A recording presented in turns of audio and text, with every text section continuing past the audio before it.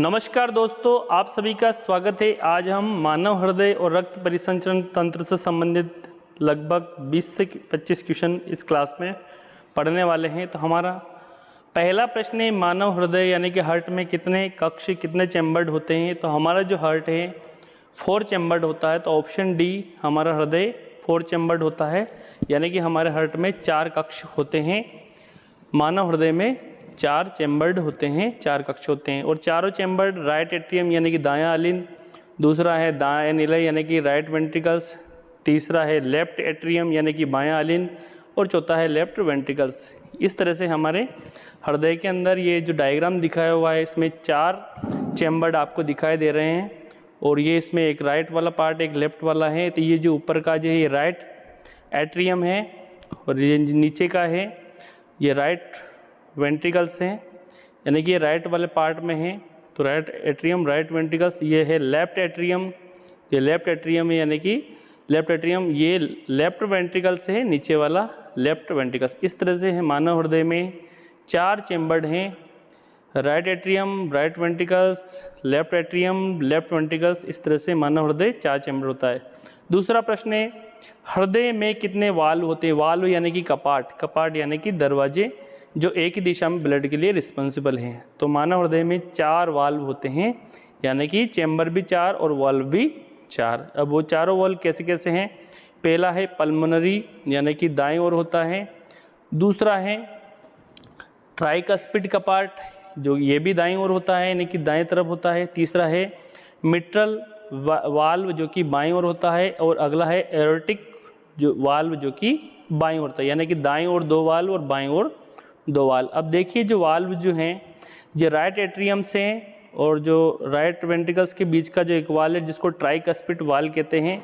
दूसरा वाल्व है अपना पल्मोनरी वाल्व जो कि राइट वेंट्रिकल्स और फुफ्फुस के बीच में होता है, फुफ्फुस धमनी के बीच में। अगला तीसरा वाल्व है लेफ्ट एट्रियम्स जिसको कहते हैं अपन मिट्रल वाल्व, और चौथा वाल्व है एरोटिक वाल्व, ये कि चौथा वाल्व है एरोटिक वाल्व। इस प्रकार से जो मानव हृदय के अंदर 4 वाल्व होते हैं। वाल्व ब्लड को एक ही दिशा में जाने के लिए यानी गमन के लिए रिस्पॉन्सिबल होते हैं। ट्राइकस्पिड कपाट जो कि राइट एट्रियम और वेंट्रिकल्स के बीच में होता है। इस तरह से मानव हृदय में 4 वाल्व होते हैं। तीसरा प्रश्न है, हृदय को 2 भागों में बांटने वाली लेयर को क्या कहते हैं। तो सेप्टम कहते हैं। अब देखिए जो हमारा जो डायग्राम है ये हृदय के बीच की जो एक लाइनर जैसी स्ट्रक्चर आपको दिखाई दे रही है, दैट इज कॉल्ड सेप्टम, इसको हम सेप्टम कहते हैं। चौथा प्रश्न है, हृदय की अंदरूनी यानी कि जो आंतरिक परत को क्या कहते हैं। तो हृदय की जो आंतरिक परत है इसको एंडोकार्डियम कहते हैं, जबकि बाह्य परत को पेरिकार्डियम कहते हैं। तो हमारा जो आंसर है एंडोकार्डियम, यानी कि एंडोकार्डियम हृदय की आंतरिक परत कहलाती है, और बाह्य सबसे बाहर वाली परत है पेरिकार्डियम, और मध्य वाली परत है मायोकार्डियम। तो हमारा जो आंसर है अंदरूनी परत एंडोकार्डियम, सबसे बाहर वाली पेरिकार्डियम, बीच वाली मायोकार्डियम है। अगला 5वां प्रश्न है, हृदय की परतों के बीच कौन सा तरल पदार्थ पाया जाता है। यानी कि हृदय की जो 2 परतों के बीच में कौन सा तरल पदार्थ पाया जाता है। तो सेरस तरल पदार्थ पाया जाता है। तो ऑप्शन डी सेरस तरल पदार्थ हमारा करेक्ट आंसर हुआ, हृदय की परतों के बीच तरल पदार्थ। 6वां प्रश्न है, कार्बन डाइऑक्साइड युक्त यानी कि CO2 युक्त अशुद्ध रक्त यानी कि इम्प्योर रक्त हृदय में सबसे पहले कहाँ पहुँचता है।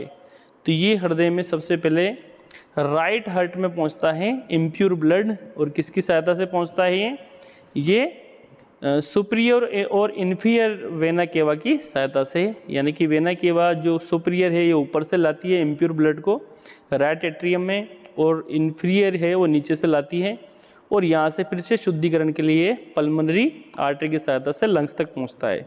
7वां प्रश्न है, शरीर का कार्बन डाइऑक्साइड युक्त रक्त यानी कि CO2 युक्त रक्त किसके द्वारा हृदय में लाया जाता है। तो अभी जस्ट ही बताया अपने, सुपीरियर यानी कि ऊर्ध्व महाशिरा जो कि ऊपर से लाती है, और इन्फीरियर जो कि नीचे से लाती है। तो ए और बी हमारा करेक्ट आंसर, यानी कि ऊर्ध्व महाशिरा ये तो नीचे वाली इन्फीरियर वेना केवा ये भी राइट एट्रियम में ब्लड को लाती है, और ऊपर वाली जो है ये सुपीरियर ये भी ब्लड को लाती है इम्प्योर ब्लड को। यानी कि दोनों ही तरफ से ऊपर से और नीचे से इम्प्योर ब्लड हमारे राइट एट्रियम में पहुंचता है, तो इस तरह से राइट एट्रियम में हमारा इम्प्योर ब्लड होता है, यानी कि CO2 युक्त ब्लड होता है। अगला देखिए, शरीर के ऊपरी हिस्से से अशुद्ध रक्त को किसके द्वारा हृदय में पहुंचे? तो ऊपरी हिस्से से आता है सुपीरियर वेना केवा, यानी कि ऊर्ध्व महाशिरा, यानी कि जो ऊपर वाली जो ऊर्ध्व महाशिरा है वो ऊपरी हिस्से से, शरीर के ऊपरी हिस्से से अशुद्ध ब्लड को राइट एट्रियम में लाती है। तो ये देखिए, इसमें जो ऊपर वाली जो नीले नीले रंग की दिख रही है, ये सुपीरियर जो है वेना केवा है, ये ऊपर हृदय शरीर के ऊपरी हिस्से से ब्लड लाती है, और जो नीचे जो इन्फीरियर वेना केवा है, ये शरीर के निचले हिस्से से इम्प्योर ब्लड को, यानी कि अशुद्ध ब्लड को लाती है। नवा प्रश्न अपना, हृदय से अशुद्ध रक्त को फेफड़े में किसके द्वारा पहुंचाया जाता है?